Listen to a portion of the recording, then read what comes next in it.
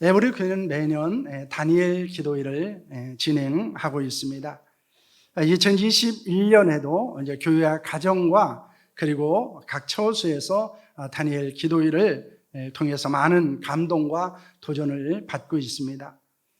저도 예배 인도자가 아니라 이제 예배 참여자로, 예배자로 이렇게 참여를 하면서 많은 도전을 받기도 하고 또 감동을 경험하기도 합니다. 그 중에 지난 11월 10일에 있었던 삶의 심은 감사입니다 라고는 김희애 집사님의 그런 간증을 들은 적이 있습니다. 그분의 간증을 들으면서 마음에 큰 울림이 있었고 간증을 들으면서 내내 저는 많이 울었습니다. 그분은 태어나면서부터 얼굴에 붉은 흔점을 가지고 있었습니다. 그리고 부모로부터 버림을 받고 보육원에서 성장을 하게 됩니다. 김혜애 집사는 마주오는 사람이 제 얼굴을 볼 수 없게 하소서라고 기도를 한 적이 있다고 합니다. 레이저 수술로 붉은 점을 제거하려다가 부작으로 인해서 더 안 좋은 상태에 빠지기도 했고 심지어 암으로 인해서 얼굴이 무너지는 것을 경험하기도 했습니다. 하지만 하나님을 비롯해 그 누구를 원망하지 않았습니다. 김혜애 집사는 이런 감사에 대한 고백을 하는 것을 봅니다. 감사가 많아질수록 고통은 줄어든다. 감사를 몰랐다면 절망을 선택할 수밖에 없었을 것이다 라고 말하고 있습니다. 감사는 비천한 인생을 존귀한 인생으로 바꾸어 놓았습니다. 그는 사람들이 자신을 똑바로 보지 않아도 나는 세상을 똑바로 보면서 살아가겠다라고는 결단하고 살기도 했습니다. 사람들이 나를 어떻게 보느냐 하는 것보다 내가 나를 어떻게 보느냐 그리고 하나님께서 나를 어떻게 보느냐에 더 많은 관심을 가지고 살았던 사람이었습니다. 여러분, 김희애 집사보다 더 불행한 환경과 상황에 있는 분은 없을 것입니다. 우리 교회 모든 성도들을 보면은 그 김희애 집사님보다 더 좋은 환경이나 상황에 있지 그분보다도 나쁘거나 악한 상황이나 환경에 있는 사람을 저는 발견할 수 없습니다. 그런데 우리는 감사보다도 원망과 불평을 합니다. 때로는 낙심하기도 하고 절망하기도 합니다. 때로는 분노하기도 하고 때로는 정죄하며 살아가기도 합니다. 그것이 우리에게 있어서 아주 자연스러운 습관이 되어 있기도 하고 우리의 입에서 그것이 아주 자연스럽게 나오는 것들을 경험하기도 합니다. 그가 주먹으로 지우개가 되어 자신의 붉은 점을 지우려고 몸부림치며 울 때 예수님께서 함께 오시는 모습을 보았습니다. 하나님은 그에게 시아야라고 하는 다정한 이름을 불러주시기도 했습니다. 그의 얼굴에 있는 붉은 점은 더 이상 상처나 고통이 아니었습니다. 한 번도 보지 못한 엄마를 향해 나를 낳아주셔서 감사합니다 라고 말할 수 있게 되었습니다. 우리는 감사를 잃어버린 시대를 살고 있습니다. 그리스도인조차도 감사를 잃어버리고 살아가고 있는 것이 현실입니다. 원망과 불평을 하기도 하고 분노와 또한 정죄가 우리에게 아주 악한 습관으로 우리에게 자리 잡기도 합니다. 그래서 입을 열면 우리는 불평하기도 하고 입을 열면 우리는 분노하기도 하는 시대를 우리는 살아가고 있다는 것입니다. 오늘 본문에서 우리는 감사를 잃어버린 사람들을 발견하게 됩니다. 그들은 누구였습니까? 그들에게는 어떤 일이 있었습니까? 예수님께서 사마리아와 갈릴리 접경 지역을 따라서 예루살렘을 향해서 지나가고 계셨습니다. 그때 나병 환자 10명이 예수님을 찾아오게 됩니다. 그 당시 나병은 하나님의 저주를 받은 병으로 여기고 있었습니다. 그래서 전염성이 매우 강하다고 여겼기 때문에 사람들이 가까이 하려고 하지 않았습니다. 나병이 걸리면은 가정에서도 쫓겨나기도 하고 마을에서 쫓겨나서 변두리에서 지내야만 했습니다. 그들은 사랑하는 가족으로부터 마을 사람들로부터 버림을 받고 비참하게 살고 있었습니다. 그들은 예수님을 향해서 무엇이라고 말합니까? 13절 말씀을 보시길 바랍니다. 함께합니다. 소리를 높여 이르되 예수 선생님이여 우리를 불쌍히 여기소서 하거늘 이라고 하는 말씀을 합니다. 그들은 예수를 만나 멀리 서서 소리를 높여서 자신들을 불쌍히 여겨달라고 말하고 있습니다. 여기에서 불쌍히 여겨달라라고 하는 말은 헬라어로 엘레오라고 하는 말입니다. 이 말은 자비를 베풀어 주소서, 긍휼을 베풀어 주소서, 은혜를 베풀어 주소서라고 하는 단어입니다. 그들은 자신들을 긍휼히 여겨달라고 말합니다. 자신들에게 은혜를 베풀어 달라고 말하고 있는 것입니다. 율법은 나병 환자는 일반적으로 그 건강한 사람들과 100보 이상이 떨어져서 이야기를 한다고 말합니다. 그렇다면 그들은 한 약 30m 이상 떨어진 곳에서 소리를 지르며 예수님께서 자신을 불쌍히 여겨달라고 호소한 것입니다. 누가 그들에게 예수님에 대해 전해주는지는 알 수 없습니다. 하지만 분명한 것은 그들에게 예수님에 대해서 들었고 또한 그들이 예수님께 나왔다는 것입니다. 예수님께서 나병을 고쳐줄 수 있는 은혜와 능력이 있다는 사실을 그들이 알고 있었다는 것입니다. 지금도 우리 주변을 보면은 약한 사람들이 있습니다. 육체적인 질병만 아니고 때로는 정신적으로, 경제적으로, 관계적으로, 영적으로 아파하며 고통하는 사람들이 있습니다. 이들에게 우리가 해야 할 일은 무엇입니까? 예수님을 전하는 것입니다. 예수님께서 그들을 긍휼히 여기시고 연약하고 병든 것을 온전케 하실 수 있다는 사실을 전하는 것입니다. 예수님의 은혜가 있는 곳에 치유가 있고 회복이 있고 생명이 있고 행복이 있다는 사실을 전하는 것입니다. 여러분은 누구에게 예수 그리스도를 전하시겠습니까? 우리가 그들에게 예수님을 전하지 않는다면 그 누구도 예수님에 대해서 들을 수 없을 것입니다. 바로 그 사람에게 예수님을 전하기 위해서 우리가 하나님의 은혜를 받았고 구원을 받았다는 사실을 여러분 믿으시기를 바랍니다. 그러므로 우리는 은혜를 받은 자로서 우리에게 은혜를 주신 예수 그리스도와 복음을 전할 책임을 가지고 있다는 것입니다. 예수님이 그들의 부르짖음을 듣고 무엇이라고 말씀을 하십니까?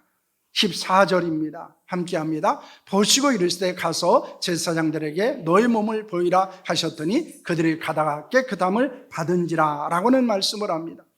예수님이 그들에게 제사장에게 가서 몸을 보이라고 말씀합니다. 이는 율법의 규정을 보면 이 나병을 진단하는 것도 확진에 대한 것도 선포하는 것도 그리고 치유를 선언한 모든 것들도 제사장이 했기 때문입니다. 10사람의 나병 환자들이 예수님의 말씀대로 제사장에게 가다가 자신이 나병에서 깨끗함을 받은 것을 발견하게 됩니다. 간 것이 아니에요. 가다가 발견했습니다. 우리는 그들에게 나타난 치유는 주의 은혜와 그들의 믿음과 순종을 통해서 이루어졌음을 발견합니다. 그들은 믿음을 갖고 예수님을 만났습니다. 예수님의 말씀에 순종하여 제사장에게 가게 됩니다. 그리고 가는 중에 그들은 나음을 입은 것을 발견하게 됩니다. 우리에게도 이 믿음과 순종이 있기를 소망합니다. 그래서 우리의 연약함이, 우리의 고통이 깨끗이 사라지는 역사가 일어나기를 원합니다. 나병에서 치유받은 사람들의 반응은 어떠했습니까? 그들이 나병에서 깨끗함을 받은 것은 예수께서 그들을 불쌍히 여기셨기 때문입니다. 다시 말하면 예수께서 그들에게 은혜를 베풀어 주셨기 때문입니다. 그런데 예수님의 은혜로 10명의 나병에서 나음을 받았는데 그들의 반응은 달랐습니다. 사마리아 사람은 어떻게 합니까? 15절과 16절 말씀입니다. 함께합니다. 그 중에 한 사람이 자기가 나은 것을 보고 큰 소리로 하나님께 영광을 돌리며 돌아와 예수의 발 아래 엎드려 감사하니 그는 사마리아 사람이라 라고 말합니다. 사마리아 사람 한 명이 자기가 나병에서 나은 것을 보고 큰 소리로 하나님께 영광을 돌렸습니다. 그리고 제사장을 향해서 가던 발걸음을 돌려서 예수님 향해 나왔습니다. 그는 예수님께 돌아와 발 아래 엎드려 감사를 드리게 됩니다. 반면에 9사람은 어떻게 했습니까? 17절과 18절 말씀입니다. 예수께서 대답하여 이르시되 10사람이 다 깨끗함을 받지 않았느냐? 그 9은 어디 있느냐? 이방인이 외에는 하나님께 영광을 돌리려 돌아오는 자가 없느냐 하시고 라고는 말씀을 합니다. 예수는 사마리아 사람의 감사를 받으시고 10사람이 다 나병에서 깨끗함을 받았는데 지금 9은 어디 있느냐라고 질문하십니다. 이방인한테는 사마리아 사람 외에 하나님께 영광을 돌리기 위해서 돌아온 사람이 없었다는 것입니다. 여러분, 사마리아 사람은 감사했습니다. 이 감사라고 하는 말은 헬라어로 유카리스테오라고 하는 말입니다. 그런데 은혜라고 하는 말은 카리스라는 말입니다. 그렇기 때문에 이 감사는 어디에서 나오는 것입니까? 은혜에 대한 고백인 것입니다. 그렇기 때문에 감사라는 말은 유카리스테오라고 하는 말이고 은혜라는 말은 카리스라고 하는 말이에요. 그러니까 우리가 하나님의 은혜를 깨닫지 않으면, 우리가 누군가의 은혜를 깨닫지 않으면 우리는 감사할 수 없음을 발견할 수 있는 것입니다. 어쩌면 그들은 예수께서 은혜를 베푸심으로 말미암아 자신의 병을 낫게 하셨음에도 불구하고 그것이 은혜라는 사실을 그들이 깨닫지 못했을 것입니다. 어쩌면 그들은 유대인이었기 때문에 유대인이었던 예수님으로부터 은혜를 입은 것은 은혜로 여기지 않을 수도 있다는 것입니다. 여러분, 우리가 은혜를 은혜로 여기지 않고 그것을 당연한 것으로 여기게 되면 어떻습니까? 우리는 감사를 잃어버리게 된다는 것입니다. 우리에겐 많은 은혜가 임했습니다. 많은 은혜를 하나님이 우리에게 주셨습니다. 우리는 살아가면서 많은 사람들로부터 은혜를 잊고 살아가고 있습니다. 그런데 그것을 우리가 당연한 것으로 받아들이게 되면 더 이상 감사하지 않는다는 것을 발견합니다. 하나님의 은혜를 받았고 뿐만 아니라 성도들로부터 은혜를 입었고, 그리고 우리의 가족으로부터, 때로는 우리 주변에 있는 사람들로부터 많은 은혜를 입었음에도 불구하고 그것을 은혜로 여기고 살아가고 있느냐, 아니면 그것을 당연한 것으로 여기고 있느냐라고 하는 것은 전혀 다른 반응을 보일 수밖에 없다는 것입니다. 10사람의 나병 환자들은 모두 예수님의 은혜를 입은 사람들이었습니다. 하지만 9사람은 은혜를 받았지만 은혜를 아는 자가 아니었습니다. 감사를 잃어버린 자였습니다. 하지만 사마리아 사람은 은혜를 받았을 뿐만 아니라 은혜를 알고 감사하는 자였습니다. 여러분은 어떤 사람들입니까? 혹시 은혜를 받은 자로 만족하고 있지는 않습니까? 예수님께서 그 9은 어디니라고 찾으셨던 그 9사람의 모습이 여러분의 모습은 아닌가라는 것입니다. 감사하며 산다고 하는 것은 쉽지 않습니다. 우리가 본문에서 발견하듯이 10명의 사람이 은혜를 입었어요. 그런데 9은 그 은혜를 잃어버렸습니다. 감사를 잃어버렸습니다. 오직 한 명만 그 은혜를 은혜로 알고 감사하는 자리에 돌아오게 되었습니다. 우리가 그냥 산술적으로 생각해도 그렇습니다. 10명 중에 9은 감사하지 않는다는 거예요. 또다시 은혜를 입었음에도 불구하고 원망의 자리에 나아가고 불평의 자리에 나아가고 그리고 감사의 자리에 돌아오지 않는다는 사실을 우리에게 보여주고 있는 것입니다. 여러분, 이렇게 감사한다고 하는 것은 쉽지 않습니다. 그러나 우리에게 요구되어지는 것은 무엇입니까? 우리는 감사하는 자로 살아야 한다는 것입니다. 왜냐하면 하나님이 우리를 사랑하셨기 때문입니다. 예수께서 우리에게 은혜를 베푸셨기 때문입니다. 그것을 알다면 우리는 하나님 앞에 영광 돌리는 자로 살아야 됩니다. 그리고 감사하는 자로 살아가야 하는 줄로 믿으시기를 바랍니다. 예수님은 사마리아 사람에게 무엇이라고 말씀하십니까? 오늘 19절 말씀을 보시기를 바랍니다. 함께합니다. 그에게 이르시되 일어나 가라, 내 믿음이 너를 구원하였느니라 하시더라 라고는 말씀을 합니다. 그에게 일어나 가라고 말씀합니다. 내 믿음이 너를 구원하였다고 말씀합니다.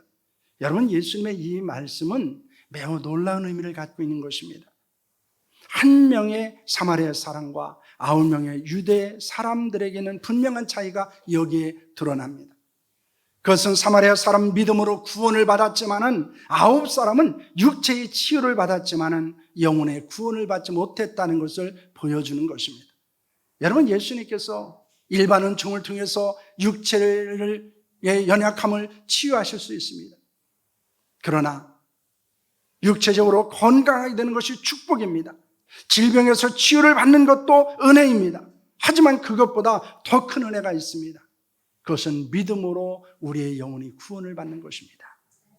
우리가 믿음으로 영혼의 구원을 얻는다고 하는 것은 질병에서 치유되는 것보다 더 큰 은혜라는 사실을 여러분 믿으시기를 바랍니다. 그 놀라운 은혜가 우리에게 임했다는 것입니다. 그럼 우리는 구원받은 은혜를 알고 감사하는 자로 살아야 하는 줄로 믿으시기를 바랍니다. 데살로니가전서 5장 18절 말씀입니다. 함께합니다. 범사에 감사하라. 이것이 그리스도 예수 안에서 너희를 향하신 하나님의 뜻이니라. 여러분, 하나님의 뜻은 무엇입니까? 범사에 감사하는 것입니다. 모든 일에 감사하는 것입니다. 왜 그렇습니까? 우리에게는 이미 구원의 은혜가 임했기 때문입니다. 구원받은 자이기 때문에 모든 것이 하나님의 은혜 가운데 이루어진다는 사실을 우리에게 말씀하고 있는 것입니다. 그럴 때 우리는 모든 일에 감사하는 것이 하나님의 뜻임을 알고 감사하는 자로 살아야 됩니다. 왜냐하면 감사는 믿음의 고백입니다. 감사는 은혜를 고백하는 것입니다. 감사는 사랑을 고백하는 것이기 때문입니다. 우리가 감사함을 통해 하나님께 영광 돌리는 자가 될 수 있기를 소망합니다. 우리가 추수감사주의를 지내면서 하나님께 받은 은혜를 생각했으면 합니다. 그리고 우리가 지금까지 우리 주변에 있는 사람들부터 받았던 은혜도 기억했으면 합니다. 왜냐하면 은혜를 잃어버리면 금수와 같은 자라고 말합니다. 이는 은혜를 잃어버린 자는 사람이 아니고 짐승과 같은 존재라는 것을 말씀하는 것입니다. 여러분, 은혜를 안다고 하는 것은 굉장히 중요한 것입니다. 많은 사람들이 은혜를 잃어버리고 살고 있습니다. 그래서 감사하지 못하고 있습니다. 그런데 은혜를 기억하게 되면 우리는 감사의 자리로 나아갈 수 있습니다. 지금 우리가 살고 있는 시대는 감사를 잃어버린 시대예요. 여러분, 고맙습니다, 감사합니다 라고 하는 말을 잃어버린 시대를 살고 있습니다. 이럴 때 우리가 회복해야 되는 단어가 있다면 그것은 은혜입니다. 그리고 감사입니다. 우리가 추수감사주의를 지키면서 우리에게는 이 은혜와 감사의 회복의 역사가 있기를 소망합니다. 그리고 특별히 은혜에 대한 감사를 회복하는 은혜가 우리 가운데 있기를 원합니다. 일주일 내내 제가 머리에서 떠나지 않는 세 가지 찬양이 있었습니다. 그것은 은혜, 그리고 감사, 행복이라는 찬양이었어요. 그래서 일주일 내내 그것을 사무실에서 얼마나 많이 들었는지 모릅니다. 그러면서 고민을 했습니다. 이 찬양을 예배 시간에 다 부를까? 근데 세 개를 부른다는 건 좀 너무 힘들었어요. 그래서 한 곡만을 선택했습니다. 아침까지도 결정을 하지 못하다가 예배 바로 시작 전에 결정을 했습니다. 은혜라는 찬양을 한번 부르기로 했습니다. 가사가 너무너무 좋아요. 저는 이 가사를 보면서 너무너무 은혜가 됩니다. 그런데 은혜의 회복이 뭐가 회복됩니까? 감사가 회복됩니다. 여러분, 하나님의 은혜를 또 기억하시면서 여러분 감사를 회복하는 그런 시간이 될 수 있기를 바랍니다.